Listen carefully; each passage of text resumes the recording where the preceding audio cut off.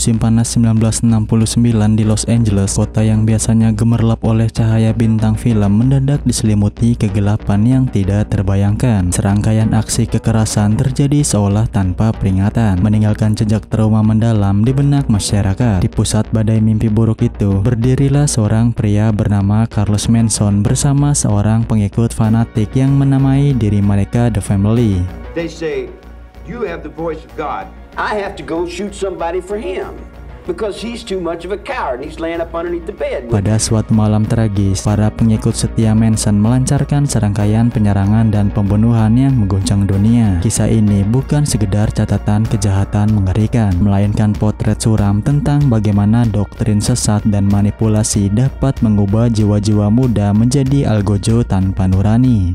I cut your dude's ear off because he was fucking over Bobby, and Bobby was a youngster and really didn't know what the hell he was doing, and he was a kid and he never had no man show him nothing, see? Dalam dokumenter ini kita akan menyusuri jejak perjalanan hidup Charles Manson bermula dari masa kecilnya yang penuh gejolak, lalu terbentuknya lingkaran The Family pengikutnya hingga rangkaian tragedi yang menjadikannya simbol kejahatan abad ke-20.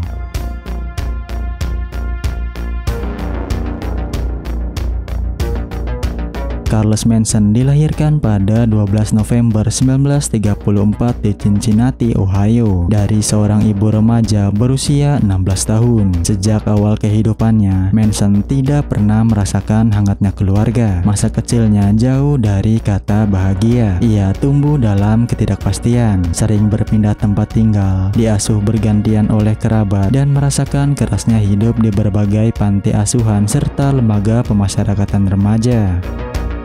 Sejak usia belia, Manson telah terjerumus dalam kenakalan dan kriminalitas kecil seperti pencurian dan penipuan yang membuatnya berkali-kali keluar masuk penjara sepanjang masa mudanya. Di balik jeruji besi, Manson belajar cara mengendalikan keadaan. Ia melatih kefasihan berbicara dan seni memengaruhi orang lain. Bahkan sempat mengikuti kursus How to Win Friends and Influence People karya Dale Carnegie. Kemampuan manipulasi inilah yang kelak menjelma menjadi senjata utamanya yang paling berbahaya.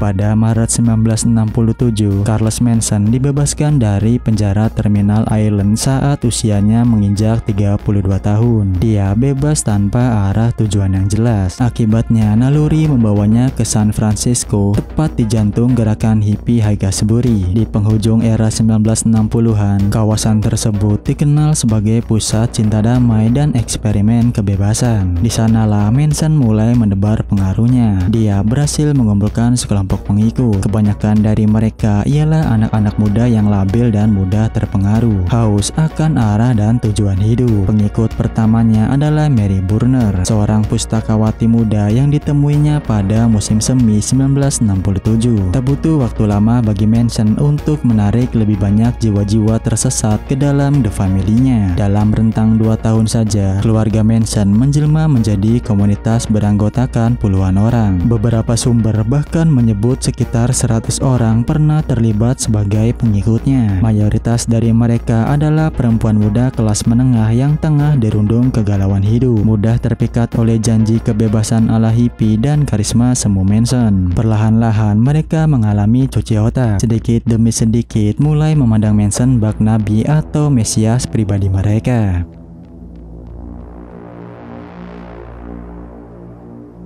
Charles Manson dan para pengikutnya menjalani hidup bak kaum hippie sejati. Mereka berkomun tanpa aturan kaku, berbagi segalanya, dan kerap larut di bawah pengaruh zat halusinogen yang mereka konsumsi bersama-sama. Di permukaan, keseharian mereka tampak layaknya komunitas hippie pada umumnya. Mereka berpakaian bohemian, bernyanyi, menari, dan berbagi cinta bebas satu sama lainnya. Namun, di balik euforia kebebasan itu, Manson perlahan menanamkan ideologi gelap ke benak para pengikutnya. Manson memproklamirkan diri sebagai figur spiritual bagi keluarga pengikutnya. Ia bahkan membujuk sebagian dari mereka bahwa dirinya adalah reinkarnasi Yesus Kristus yang akan menuntun mereka melewati masa-masa kekacauan yang diyakini bakal segera terjadi. Manson sangat piawai memanfaatkan kelemahan dan kerentanan jiwa anak-anak muda yang terseret ke pelukannya. Dengan kombinasi manipulasi psikologis, pengaruh obat-obatan terlarang, serta karisma yang ia tampilkan, Manson berhasil menundukkan kehendak para pengikutnya. Ia menciptakan sebuah dunia kecil yang terisolasi, di mana dialah satu-satunya pusat kebenaran. Pandangan para pengikut tentang moral sengaja diguncang dan dibentuk ulang sesuai kehendak Manson dan mencampakkan nilai-nilai konvensional masyarakat. Sebagai gantinya, keluarga Manson menganut nilai-nilai baru ciptaan dari sang pemimpinnya. Setiap anggota didorong memutus hubungan dengan keluarga kandung mereka sendiri dan menyerahkan sepenuh loyalitas kepada ayah baru mereka, yaitu Charles Manson sendiri. Pada akhir 1967, Manson membawa keluarganya menuju Los Angeles dengan harapan baru. Di sana, ambisi lamanya untuk menjadi bintang rock kembali mengemuka. Manson yang rajin menulis lagu bermimpi meraih ketenaran di panggung musik. Selama akhir 1967 hingga sepanjang 1968, mereka hidup nomaden di berbagai sudut Los Angeles, termasuk di Topanga Canyon. Di kota malaikat itu, lingkaran pergaulan Manson bersinggungan dengan beberapa nama terkenal. Salah satu peristiwa penting terjadi ketika Dennis Wilson, drummer band The Beach Boys, tak sengaja bertemu beberapa gadis anggota keluarga Manson yang sedang menumpang hitchhiking. Dia terpikat oleh aura bebas dan liar mereka. Wilson mengajak para gadis itu ke rumahnya. Lalu tak lama dari situ, Manson beserta kelompoknya pun diizinkan menumpang tinggal di kediaman mewah Dennis Wilson di Sunset Boulevard untuk sementara waktu. Manson tentu tidak menyia-nyiakan kesempatan emas ini. Ia berupaya meluncurkan karir musiknya melalui koneksi Wilson. Bahkan Dennis Wilson sempat mengenalkan Manson kepada Terry Melcher, seorang produser musik ternama yang juga putra aktris legendaris bernama Doris Day. Namun impian Manson untuk menjadi musisi terkenal tidak berjalan mulus. Meski Dennis Wilson telah memberinya kesempatan rekaman singkat, lagu-lagu ciptaan Manson ternyata tidak mendapat sambutan baik di kalangan penggemar musik. Produser Terry Melcher bahkan menolak mengontraknya setelah mendengar hasil rekaman tersebut. Penolakan yang membuat Manson marah besar dan sakit hati. Akibatnya hubungan Manson dan Wilson pun mulai merenggang sehingga Wilson yang mulai merasa terancam akhirnya dia menjauhkan diri dari mereka. Merasa diabaikan oleh dunia musik, Manson memutuskan beralih fokus kembali kepada keluarganya dan ideologi sesat yang ia bangun. Pada tahun 1968, Manson dan para pengikutnya menemukan tempat baru untuk bernaung, sebuah peternakan terpencil di lembah San Fernando dekat Los Angeles. Peternakan tua bekas lokasi syuting film koboi ini dimiliki oleh seorang kakek hampir buta bernama George Span. Dengan kelihayan bicaranya, Manson berhasil meyakinkan Span untuk mengizinkan rombongannya tinggal di sana dengan imbalan para perempuan pengikut Manson bersedia membantu pekerjaan di peternakan. Di Span Ranch inilah The Family semakin mengokohkan diri sebagai komunitas terisolasi dari dunia luar. Mereka tinggal di pondok-pondok reot dan saling berhimpitan dalam kesederhanaan. Namun di sanalah mereka justru merasakan kebebasan seutuhnya di bawah langit California. Mereka memang terbebas dari aturan masyarakat arus utama. Namun tanpa mereka sadari, ada jeruji tak kasat mata yang mengekang mereka di bawah kendali Manson.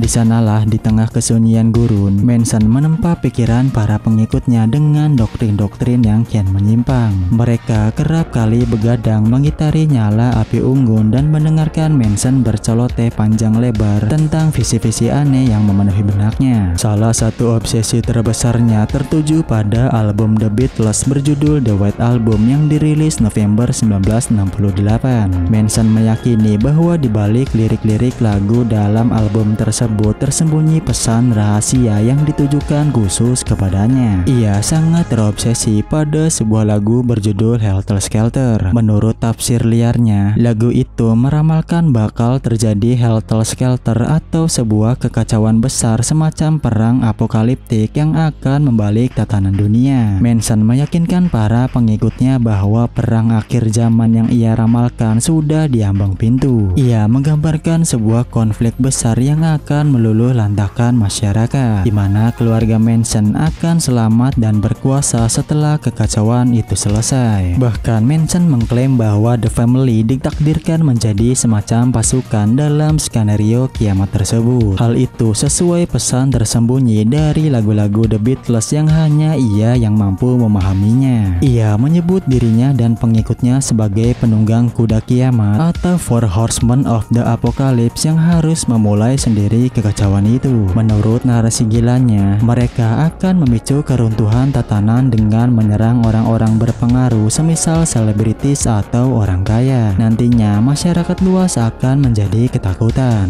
lalu saling menyalahkan, dan konflik sosial yang meluas pun akan mulai terjadi. Selanjutnya, Manson menggambarkan The Family akan bersembunyi di suatu lubang bawah tanah di tengah gurun selama perang besar berlangsung. Nantinya setelah kekacauan mereda, mereka akan muncul kembali untuk menyelamatkan siapapun yang tersisa dan memimpin dunia baru. Itulah inti visi Helter Skelter versi Manson, sebuah imajinasi apokaliptik absurd yang sayangnya dipercayai bulat-bulat oleh para pengikut setianya.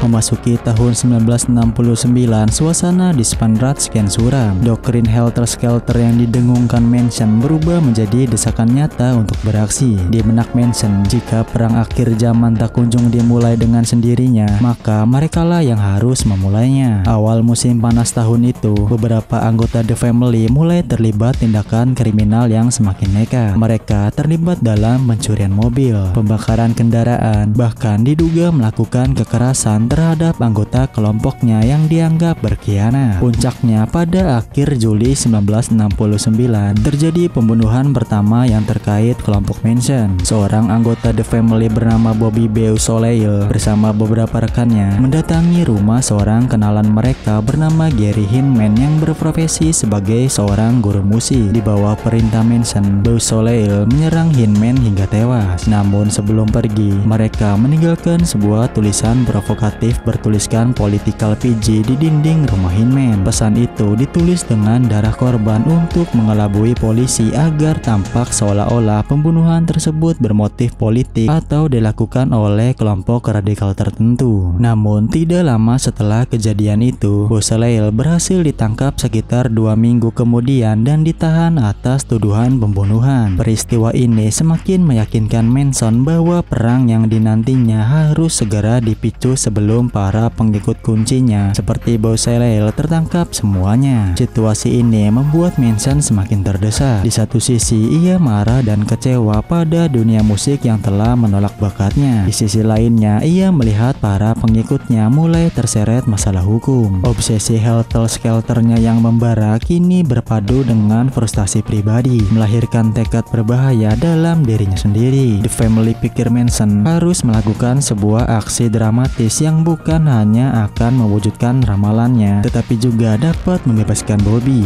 Caranya adalah dengan melakukan pembunuhan serupa, sehingga polisi mengira bahwa pelaku sebenarnya masih berkeliaran dengan bebas. Dari sinilah Manson mulai menyusun rencana mengerikan. Sasarannya adalah orang-orang terkenal dan terpandang yang menjadi simbol dari dunia mapan yang menurutnya wajib dihancurkan agar amaralnya segera terwujud.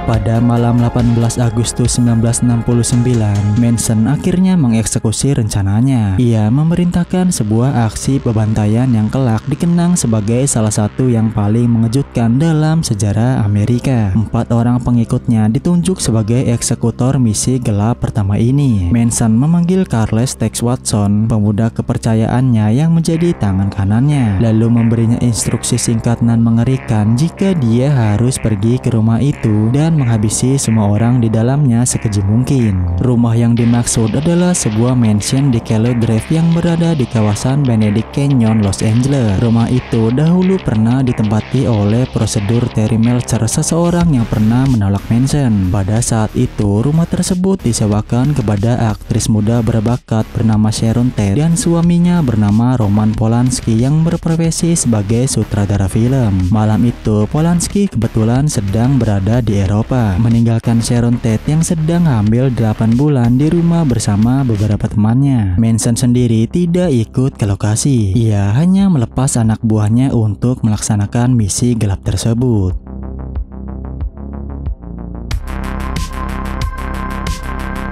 Tengah malam 19 Agustus 1969, 4 anggota keluarga Manson tiba di kediaman Sharon Tate di Cielo Drive. Mereka adalah Tex Watson, Susan Atkins, Patricia Krenwinkel, dan Linda Kasabian. Linda bertindak sebagai pengemudi sekaligus penunjuk jalan. Ia baru beberapa minggu bergabung dengan kelompok itu. Pada malam mencekam itu, Linda sebenarnya tidak tahu secara rinci rencana keji yang akan dilakukan. Ia tidak ikut melakukan kekerasan secara langsung dan kelak justru menjadi saksi kunci bagi pihak berwenang dalam mengungkap kasus ini. Saat Linda menunggu di dalam mobil, Watson, Atkins, dan Krenwinkel menyusup masuk ke dalam rumah. Mereka mendapati para penghuni tengah berkumpul, termasuk Sharon Tate, aktris Hollywood berusia 26 tahun yang tengah naik daun dan sedang mengandung 8 bulan. Malam itu, Tate ditemani sejumlah teman bernama Jay Sebring, penata rambut selebriti sekaligus sahabat dekat Sharon, lalu Abigail Folger, pewaris perusahaan kopi Folger, beserta kekasihnya Wojciech Frykowski, seorang penulis asal Polandia, serta Stephen Perrin, seorang remaja 18 tahun, teman penjaga rumah yang kebetulan berkunjung di malam itu. Ketika ketiga algojo suruhan Manson itu dihadapkan pada para penghuni tak berdaya, mereka langsung melancarkan serangan dengan cara yang sangat keji tanpa sedikit pun belas kasihan. Jeritan ketakutan dan permohonan ampun menggema di seantero rumah mewah tersebut. Namun para penyerang telah dibutakan oleh doktrin Manson sehingga kekejian tak terperkemanusiaan pun tetap berlangsung. Di akhir malam yang mencekam itu, Sharon Tate beserta keempat rekannya telah merenggang nyawa secara tragis di tangan para pengikut Manson.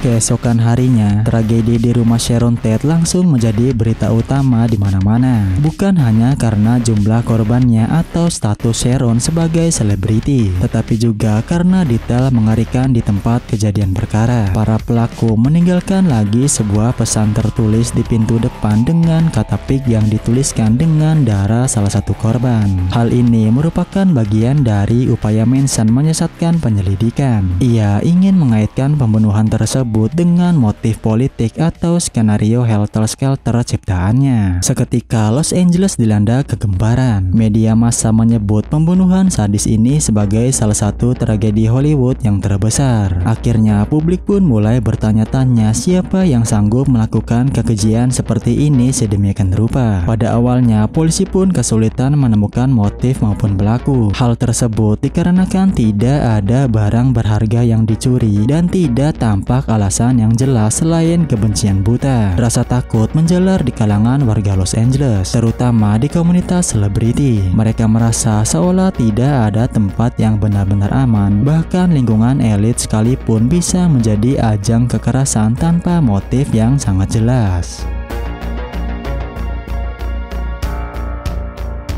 Belum hilang keterkejutan publik atas tragedi di Cielo Drive, teror berlanjut di malam berikutnya. Charles Manson yang kecewa karena menganggap pembunuhan di rumah Tate terlalu kacau dan tidak memenuhi tujuannya, memutuskan untuk turun tangan langsung memimpin kelompoknya mencari korban baru. Pada dini hari 10 Agustus 1969, Manson membawa 6 pengikutnya berkeliling Los Angeles untuk mencari sasaran berikutnya secara acak. Kali ini Manson sendiri sempat masuk lebih dulu ke rumah calon korban untuk memastikan situasinya. Target mereka jatuh pada kediaman pasangan suami istri Leno dan Rosemary LaBianca di kawasan Los Feliz, Los Angeles. Sebuah rumah yang dipilih Manson secara oportunitis karena ia melihat Leno LaBianca berada di halaman rumahnya pada malam itu. Manson masuk dengan tenang ke rumah LaBianca bersama Tex Watson. Di bawah ancaman senjata, mereka berhasil mengikat Leno LaBianca, seorang pengusaha pemilik toko grosir, dan istrinya istrinya Rosemary. Tanpa banyak keributan, Manson meyakinkan kedua korbannya bahwa ini hanyalah perampokan biasa dan mereka tidak akan dilukai. Setelah kedua korban terikat tak berdaya, Manson keluar meninggalkan tempat itu dan menyerahkan tugas kotor kepada para pengikutnya. Kali ini yang masuk kembali ke dalam rumah LaBianca untuk melakukan eksekusi akhir adalah Tex Watson, Patricia Krenwinkel, dan Leslie Van Houten, seorang gadis 19 tahun yang merupakan salah satu anggota termuda The Family dan tidak terlibat dalam pembunuhan di malam sebelumnya. Di rumah itulah kembali terjadi kekerasan mengerikan. Leno dan Rosemary LaBianca meninggal dunia secara tragis di tangan para penyerang yang dipenuhi doktrin kebencian. Setelah memastikan kedua korban tak bernyawa, para pelaku meninggalkan pesan-pesan tertulis di dinding rumah korban. Mereka menulis kata Rise dan Hiltel Skelter menggunakan darah korban. Coretan Hiltel Skelter di pintu lemari es dapur rumah LaBianca menjadi penanda jelas bahwa pembunuhan ini terkait dengan visi apokaliptik yang ditanamkan Manson kepada mereka. Keesokan harinya 10 Agustus 1969, kabar penemuan jenazah Leno dan Rosemary LaBianca tersiar luas. 2 malam berturut-turut, Los Angeles diguncang serangan mematikan yang misterius. Meskipun pola pembunuhan di rumah Ted dan LaBianca sama-sama brutalnya, polisi awalnya belum mengaitkan kedua kejadian tersebut. Meski TKP berada di lokasi berbeda dan para korban tidak saling berkaitan, namun hal ini membuat ketakutan masyarakat sudah terlanjur memuncak. Orang-orang mulai berbisik tentang kemungkinan hadirnya pembunuh berantai tak dikenal yang berkeliaran mencari mangsa secara acak di lingkungan mereka. Toko-toko senjata mendadak kehabisan stok. Sistem keamanan rumah mulai dipasang di mana-mana dan kini Los Angeles diliputi paranoia massal.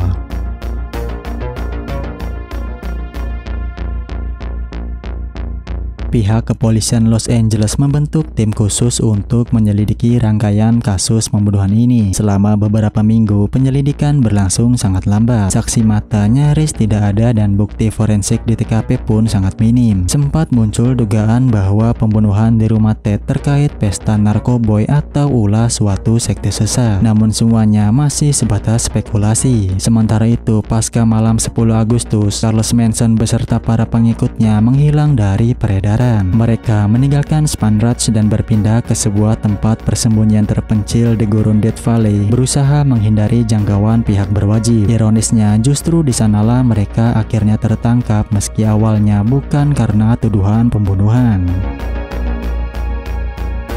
Pada Oktober 1969, polisi setempat di wilayah Death Valley melakukan penggerebekan terhadap Kamion Manson dengan tuduhan pencurian mobil dan vandalisme properti milik pemerintah. Penangkapan ini awalnya sama sekali tidak dikaitkan dengan kasus pembunuhan Ted dan LaBianca karena para penyelidik di Los Angeles belum mengetahui keterlibatan mereka. Namun tak lama kemudian titik terang muncul dari pengakuan salah satu seorang anggota The Family yang telah ditahan. Pengakuan itu berasal dari Susan Atkins, salah satu pelaku pembunuh di rumah Sharon Tate. Dia tertangkap dalam kasus terpisah dan ditahan di penjara wanita Los Angeles. Di dalam tahanan dengan rasa bangga yang salah tempat, Atkins mulai membual kepada sesama napi tentang petualangannya yang berhasil membunuh orang-orang kaya dan berpengaruh. Ia menceritakan secara rinci detail mengerikan pembunuhan Sharon Tate dan korban-korban lainnya, termasuk adanya perintah dari seorang guru bernama Charles Manson. Kisah sensasional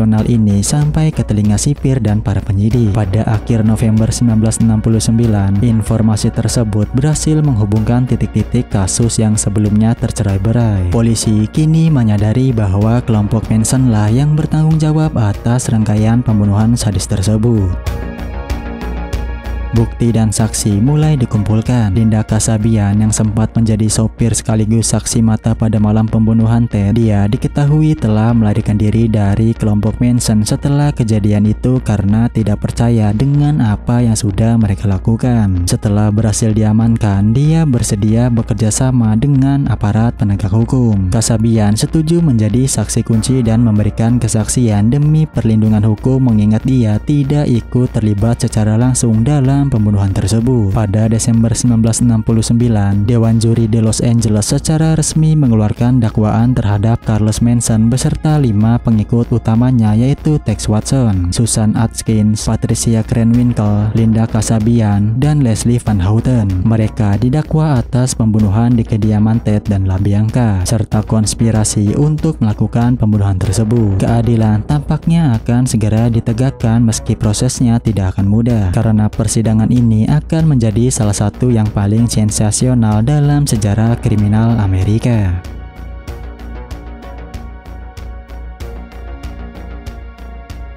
Persidangan Charles Manson dan para pengikutnya resmi dimulai pada Juni 1970 di Los Angeles. Kasus ini segera menjedot perhatian publik. Manson, Atkins, Krenwinkel, dan Van Houten diadili bersama dalam satu persidangan. Sementara Tex Watson yang sempat melarikan diri ke Texas diekstradisi belakangan dan diadili terpisah pada tahun 1971. Sejak awal persidangan Manson CS sudah berlangsung di luar kewajaran. Charles Manson hadir di ruang sidang dengan penampilan karismatik sekaligus mengancam. Ia memelihara jenggot lebat dan tatapannya sangatlah liar. Pada hari pertama sidang, Manson tiba-tiba mengangkat tangannya dan menunjukkan simbol X yang terukir di dahinya. Ia mengiris kulitnya sendiri untuk membentuk tanda X tersebut sebagai pernyataan bahwa ia menghapus dirinya dari masyarakat. Tindakan nekat ini diikuti oleh ketiga pengikut perempuannya. Beberapa hari kemudian, Susan Atkins, Patricia Krenwinkel, dan Leslie Van Houten muncul di persidangan dengan tanda X yang sama terpatri di dahi mereka yang menandakan jika loyalitas buta mereka kepada Manson di atas segalanya.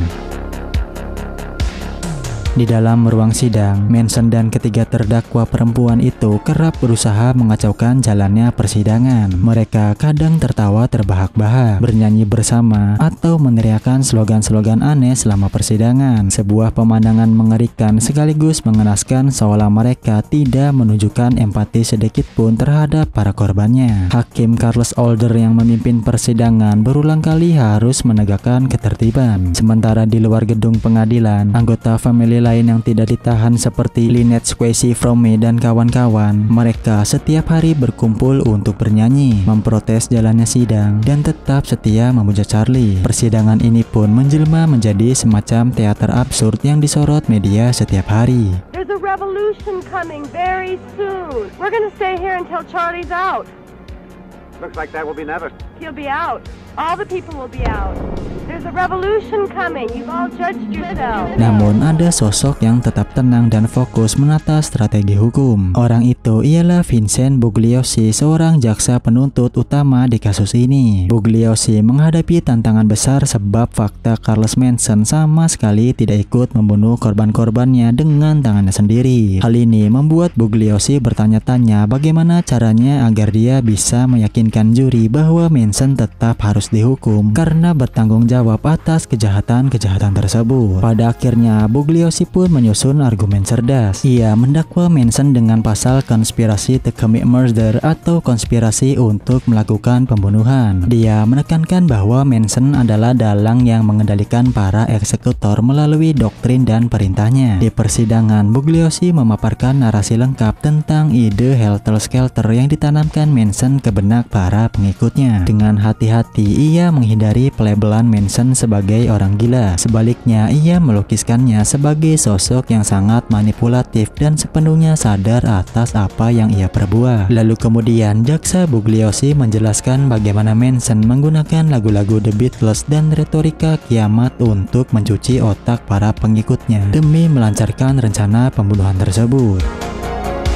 Selama berbulan-bulan, persidangan ini menghadirkan berbagai bukti mulai dari foto-foto TKP hingga kesaksian para saksi, termasuk testimoni mengerikan dari Linda Kasabian yang mengisahkan detik-detik terakhir para korban. Akhirnya, pada Januari 1971, setelah drama persidangan yang panjang, juri menjatuhkan putusan bulat. Charles Manson, Susan Atkins, Patricia Krenwinkel, dan Leslie Van Houten dinyatakan bersalah atas pembunuhan berencana dan konspirasi pembunuhan. Hakim menjatuhkan hukuman mati bagi keempat terdakwa tersebut dalam tahap penjatuhan vonis. Sementara itu, Tex Watson yang diadili secara terpisah, dia juga dinyatakan bersalah dan dijatuhi hukuman mati pada tahun 1971.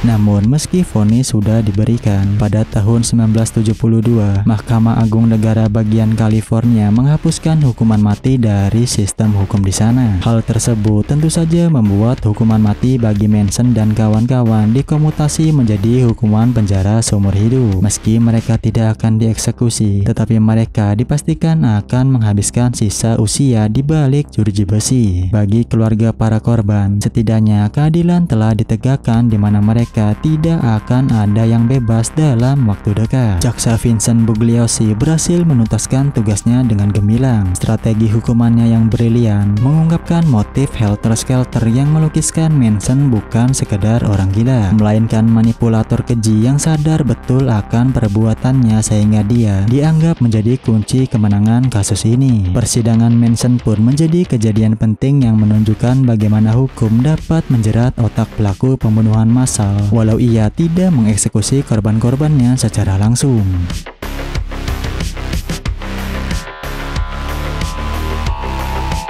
Pasca persidangan, nama Charles Manson segera menjelma menjadi legenda kelam dalam budaya pop Amerika. Ia kerap disebut sebagai personifikasi kejahatan itu sendiri, semacam boogeyman nyata yang menunjukkan betapa gelapnya sisi kejiwaan manusia. Selama menjalani hukuman penjara seumur hidup, Manson beberapa kali muncul dalam wawancara televisi yang menampilkan perilakunya yang eksentrik dan menakutkan. Hal itu semakin mengukuhkan citranya sebagai simbol kegilaan dan kekerasan. Manson tetap tidak menunjukkan penyesalan sedikit pun. Ia sering berbicara melantur tentang filosofi pribadinya dan menyalahkan masyarakat atas nasibnya sendiri. Sementara itu, para pengikutnya yang terlibat dalam pembunuhan tersebut juga meringkuk di penjara selama bertahun-tahun. Selama puluhan tahun, anggota-anggota The Family yang dipenjara berulang kali mengajukan pembebasan bersyarat tetapi selalu ditolak. Susan Atkins meninggal di penjara pada tahun 2009 di usia 61 tahun akibat kanker otak. Patricia Krenwinkel dan Carles Tex Watson hingga kini masih mendekam di balik jeruji besi. Permohonan bebas mereka berkali-kali kandas karena kuatnya penolakan publik atas kebebasan mereka. Leslie Van Houten yang saat divonis masih berusia 19 tahun, ia menjalani lebih dari 50 tahun masa hukuman dengan berbagai upaya rehabilitasi. Pada akhirnya, setelah sekitar 20 tahun melakukan persidangan bebas bersyarat, Van Houten akhirnya dibebaskan bersyarat pada tahun 2023 di usianya yang ke-73. Ia menjadi satu-satunya pelaku langsung kasus Manson yang berhasil menghirup udara bebas. Itu pun setelah pengadilan banding memutuskan bahwa ia telah menunjukkan penyesalan dan rehabilitasi luar biasa. Lisa Kasabian, sang saksi kunci yang tidak dipenjara, menjalani sisa hidupnya dengan identitas baru dan hidup dalam bayang-bayang trauma hingga akhir hayatnya. Kasabian meninggal dunia pada awal 2023 nyaris tanpa publikasi sedikit pun. Adapun Charles Manson sendiri menghabiskan sisa hidupnya di penjara sebagai salah satu narapidana paling tersohor. Ia wafat pada 19 November 2017 di usia 83 tahun akibat komplikasi kesehatan setelah hampir setengah abad mendekam di balik jeruji besi. Dengan kematiannya, berakhirlah sudah riwayat hidup pria yang namanya identik dengan teror dan kultus mematikan. Warisan kisah Charles Manson dan The Family tetap hidup dalam ingatan publik Amerika maupun dunia. Peristiwa pembunuhan yang mereka lakukan kerap disebut sebagai titik balik yang mengakhiri era 60-an, menutup era cinta dan damai kaum hippie dengan cara yang paling tragis. Banyak orang percaya bahwa pasca tragedi tersebut, hilanglah sudah kepolosan dan idealisme utopis yang pernah tumbuh di dekade tersebut. Masyarakat menjadi sadar bahwa di balik slogan perdamaian sekalipun bisa tersimpan sisi gelap manusia yang siap meledak kapan saja. Hollywood pun berubah dari kemewahan dan kebebasan era Summer of Love mendadak tergantikan oleh paranoia dan kewaspadaan. Kisah Manson juga membawa pelajaran pahit tentang bahaya doktrin sesat dan fanatisme buta. Bagaimana seorang pribadi manipulatif mampu memanfaatkan kerapuhan jiwa anak-anak muda untuk dijadikan alat melakukan kejahatan yang melampaui batas hati nurani. Charles Manson dan The Family menjadi studi kasus ekstrim tentang sebuah kultus di Amerika. Pengingat kelam bahwa cuci otak dan indoktrinasi bisa menjerumuskan jiwa manusia ke jurang kegelapan. Hingga kini, nama-nama korban seperti Sharon Tate, Jay Sebring, Abigail Folger, Wojtek Frykowski, Stephen Perrin, Leno LaBianca, dan Rosemary LaBianca terus dikenang. Sementara nama Charles Manson tetap abadi sebagai simbol horor yang tidak akan pernah terlupakan.